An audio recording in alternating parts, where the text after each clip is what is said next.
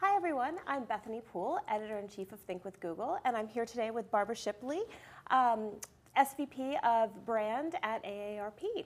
And thank you for being with us today, Barbara. I'm so happy to be here. It's wonderful to have you. You published an interview on Think back in June talking about the power of storytelling and using video, and I'd like to get it.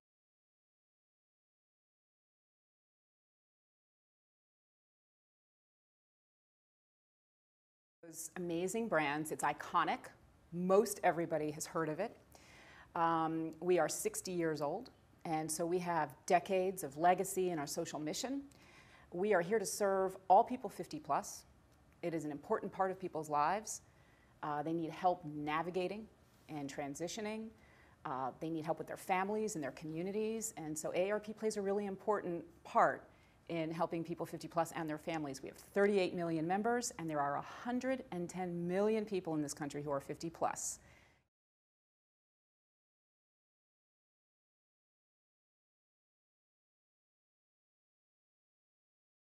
Stories about older people living their life to the fullest.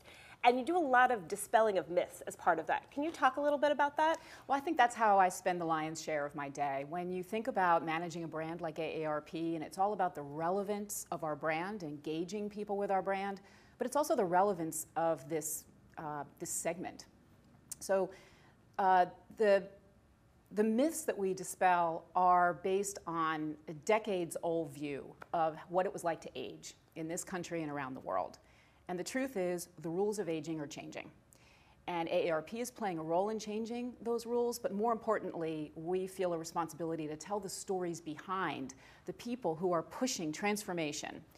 I will bet you that most people sitting in right now think they close their eyes and they see a picture of a 65-year-old person. Maybe it's their grandparent, a neighbor, somebody that they know, and they picture somebody who's retired with lots of leisure time, who went to a retirement community and who sits by the pool and has brunch with a lot of their friends. And there are people like that out there. But here's the truth. Less than half of people 65 today are retired. So that number has gone way down in the last 10 years. And there's a lot behind that story. So we want to tell the stories of people who are continuing to work because they want to or because they have to. And there are some very grim realities out there for a lot of people. But the truth is, retirement, the rules around retirement are changing. People are living longer, which is frankly one of mankind's biggest accomplishments. And if we're going to live to 100, who's got the wherewithal or the desire to retire at 65? So we are inspiring people with new ideas. We are showing people new paths forward. We are spotlighting a lot of what people are doing now. They're starting new businesses. They're revisiting some of the things they always wanted to do in their lives. It's a very exciting time for people 50 plus, and I would say the number one thing that we do is we celebrate this time in people's lives. I love the way that you've been using video for the storytelling. I was watching last night one of the videos where you actually really do dispel this myth, and you have millennials meet older people and talk about what they think is old and what the age is, which I felt like, okay, that's my age. And before they met a 50 plus, and then afterwards, after that experience, what they redefine as old. Can you talk a little bit about how you're thinking about telling those stories and how video is playing a role in there? Well, I don't know how we would tell these stories without video. Frankly, we've made a big investment in video. We have our own studio in-house. We have some of the best producers, some of the best editors in town and around the country working on behalf of this effort to bring these stories to life. We also have a lot of credibility in this space. A lot of people may not know that AARP is a very big publisher. We have the world's largest circulation magazine. So we're not new to both publishing and distribution. The world of video is definitely the big frontier for us. So we take advantage of YouTube. We take advantage of a lot of different platforms to reach folks. Myth number two, this audience is on YouTube. This audience is on digital. I hear all the time about the digital natives. Well, frankly, look at this audience as the digital pioneers, because a lot of people are using digital right now, but who built all of this? It's people 50 plus. So the digital pioneers are very easily adapting to digital tools. They are on YouTube. They're on YouTube on their phones. They're learning on YouTube, they're being inspired by YouTube. And the What is Old video was really a very important social experiment that we did to kind of close the amount of daylight that people feel between how they think of old people and the reality of older people. I think the best thing about that video is that by the end, when people have had an opportunity to engage with each other and learn from each other and laugh with each other, there was a lot more understanding, and again, that's a big part of what we try and do. It was that I remember seeing the 25-year-old man trying to do the yoga pose Yes. that Yes. the woman did. That the woman can do so easily. And she's like, this doesn't look that easy, does it? Yeah. And he's like, yeah. But you're not only doing videos like that, you're doing longer form. You're doing a whole bunch of different things. You have your Badass Pilot series. You have your Dinner with Don. Can you talk a little bit about the roles that those different formats play and how you're seeing people interact with them? Well, so it's about series. It's about people watching and being interested and then wanting some more. So we have really adopted the series mentality. Badass Pilot. I bet you didn't think that you would think about Badass Pilot and AARP. But again, this is about Art Nall. He's achieving his dream. We don't think everybody out there wants to go and buy a fighter jet. But to see a story about somebody who did can spark some ideas for other people about, well, what have they always wanted to do? And maybe pull some of those barriers down in their own lives when they can see other people living out their dreams. I think the thing we like about the series, so Dinner with Don, was very funny. We were so proud to have an opportunity to work with Don Rickles right before he passed away. And what we did was we pulled generations together. So I think that's a really important thing to think about, is that people really do interact across generations. And so when you have Amy Poehler sitting and talking to Don Rickles, or Snoop Dogg talking to Don Rickles, you really never know what's going to happen. And so capturing those moments and bringing them to an audience was really important for us. And I think AARP has a unique position to play in sort of telling some of those stories. Well, you're doing such an amazing job with the storytelling, I have to say, because I literally got sucked in last night. How do you think about it in regards to your other marketing channels, and how does it work with your traditional media that you've been doing today? So that is a great question. I think that the trick is combine, integrate, pull everything together as much as possible. One thing we need to remember about this audience is that they're consuming everything. And so I think that's another myth that we need to dispel. Yes, they watch television. They read newspapers. They open white mail. Gen X probably has the most balanced media diet of any generation. So they are consuming all of it. And we need to make sure that we're showing up across all of those platforms, but not just that we're showing up across the platforms, but what marketers need to do is make sure that the story is cohesive across those platforms. So I think one of the most transformational things for us in terms of running the brand and addressing our marketing initiatives is thinking about the platforms at the beginning, building out our strategies across the platforms. It's not an afterthought for us anymore.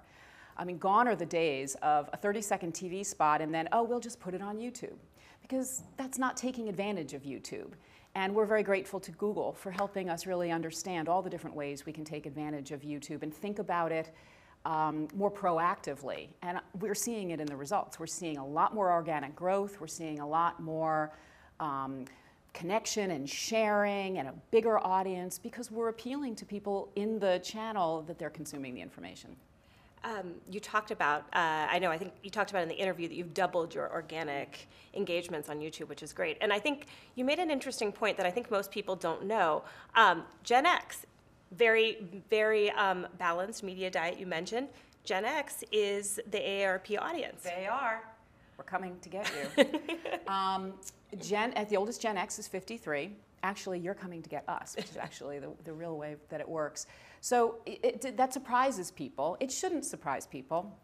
But Gen X is a very interesting audience.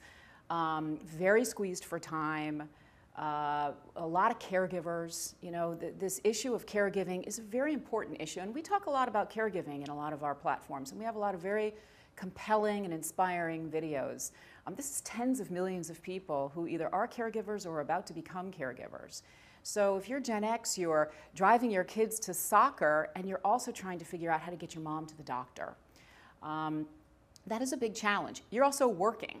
You're saving for your retirement. You're trying to get the kids through college.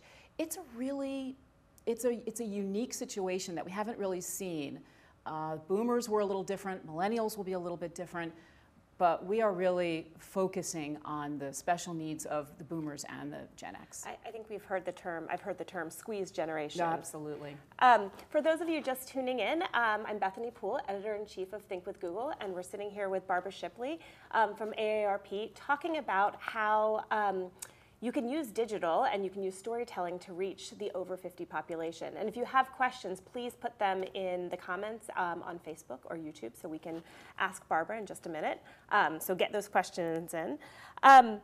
One last question for you, Barbara, before we move over to the questions from the audience. How do you kind of mentioned this a little bit, but how do you think about your content strategy as you're moving forward with these great, either the series or the shorter form things? What's your approach?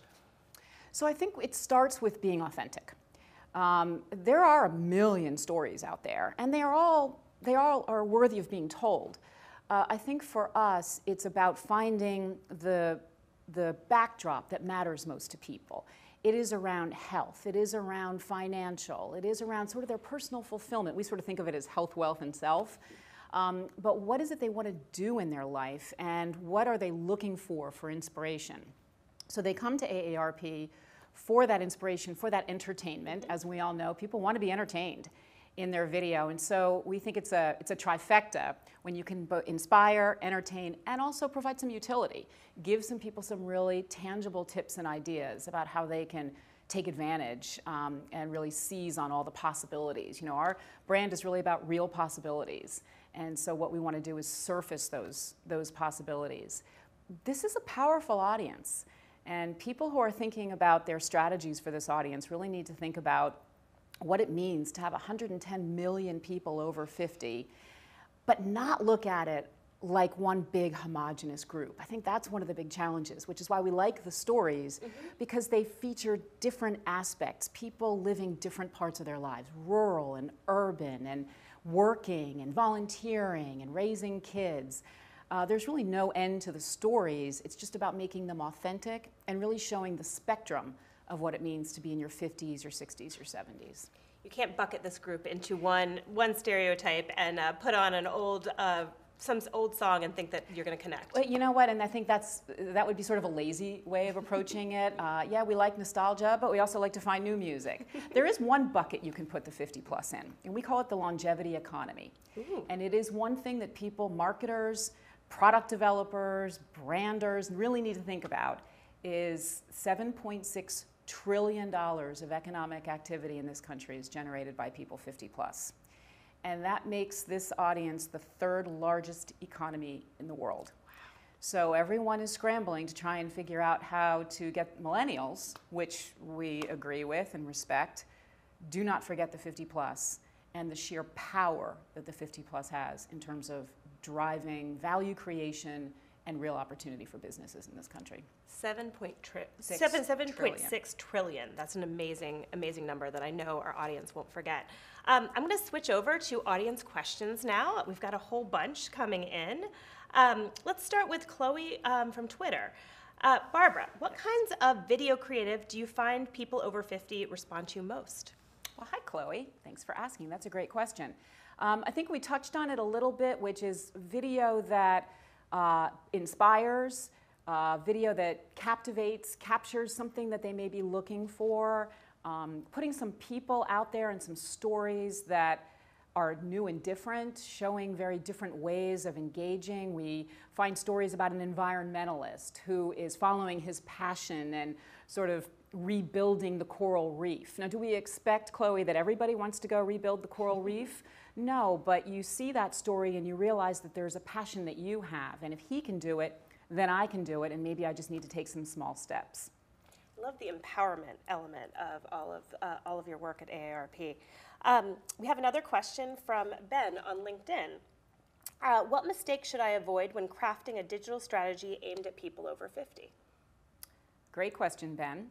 And we need to be careful about a couple of things. One, we don't want to make any assumptions about people. I think we just talked about looking at this as a homogenous group of 110 million people that all think, act, and feel the same way. That would be a mistake. And this is a very savvy group, and they can pick up on that, and they'll shut down and they'll move on. So the kind of language that we use that definitely proves that we understand where they are in their lives and that we're reflecting back where they are in their lives. I would say one really tangible tip is don't assume that people over 50 only hang with other people over 50. They live in multi-generational households. They have friends that are multi-generational. We assume that people over 50, for instance, always want to go to a retirement village. The number one place where people are going for retirement? College towns. Wow. So when you think about the audience, try and personalize it. Really customize it and think that you're speaking to a person. And I think that the vast tens of thousands of people who will consume your content will pick up on that. They'll recommend it, they'll share it, and they'll come back for more. Great. This is a somewhat related question from Scott on Twitter. Which metrics do you prioritize around digital campaigns geared at Gen Xers and Baby Boomers? Oh, Scott, that's a good question. So it depends on what we're trying to accomplish. So in my job, part of what I need to do is build brand relevance for AARP. So we want people to value the content that's coming to them from AARP as their guide in navigating this time of their life. And so we do look for comments and shares, we look for subscribers, we look for return visitors, we look for people who are becoming part of the story, want to share their story as a result of what they saw. We also measure a lot of other things. We measure things like brand favorability and brand lift. We want to know, are people recognizing that this content is coming to them from AARP, and are they valuing it as a result? So there are sort of brand and business objectives. We really want people to join. This is an organization where a lot of people 50 plus feel an affinity and they want to belong. So we look to see if the content is driving behavior like membership. We look for whether the members are recommending the content to some of their friends and family. So it really depends on what it is we're trying to accomplish. I love the fact that you guys connect the market. I mean, we keep talking about this a lot internally and on Think with Google, that we need to connect our marketing metrics with business outcomes, because otherwise it's not really moving the business. I mean, it can be fun to produce the video, but if at the other end you're not really quite sure what you got for it, then we really need to maybe rethink the strategy. Absolutely. We have a question from Julia on LinkedIn. What is the most common misconception marketers have about reaching Gen Xers? Okay, Julia. Well, I think it's this notion that we touched on, that Gen Xers are consuming all different kinds of media. It is a very balanced media diet. I think that we need to remember that Gen Xers also want the opportunity to engage as much as possible. They want the opportunity to ensure that all of the different channels and the content coming to them from all the different channels is connected. And I think one of the things that's most important for any organization, especially for AARP, we're a social mission organization, is surface the fact that this is based on who you are as an organization and what you stand for. This is aligned with your purpose. You just said empowerment, which is so important. Our purpose is to empower people to choose how they live as they age. And so if you're really trying to connect with people and you want your brand to connect with people through the content, we need to make sure that the purpose of the organization, the soul of the organization, is coming through in that content. And one thing we know about Gen X, they are very astute when it comes to looking for that authentic connection between a message and an organization's purpose. They can tell the marketing versus the authentic. They really can, and they should. I mean, they're consuming it all. Mm-hmm. We have one last question, so we're going to take it from Holly on YouTube. YouTube stats show that about half of your demographic is reached by YouTube. Does the traditional outreach stand alone, or how are you trying to get them to shift? So Holly, are we trying to get more people onto YouTube? We're trying to shift more people onto YouTube. I think it's happening very genuinely. I think it's happening very organically. I know that YouTube does an amazing job at kind of surfacing I learned this on YouTube, or so I think that people are coming to YouTube for a variety of different reasons. Is it replacing television for this audience? I don't think it's replacing television. I think it's augmenting television. And I think that this is an audience, as we said before, this digital pioneering group. They love the fact that it's in the palm of their hand. They can download it and get it anytime they want. The idea of serializing the content really appeals to folks, because I think that's part of how they are used to consuming content. And we know that they keep coming back for more.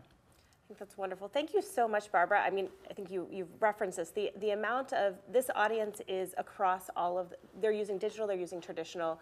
They just want these consumer journeys and these stories to come to them wherever they are. Thank you for coming today. For those of you who tuned in late, Barbara's interview will be posted on Think with Google, and you can watch it later. You should also check out her interview from that we published back in June about how they're using storytelling across their audience to tell these amazing stories and reach people where they are. Thank you, Barbara. Thank you for having me. It's great to have you here.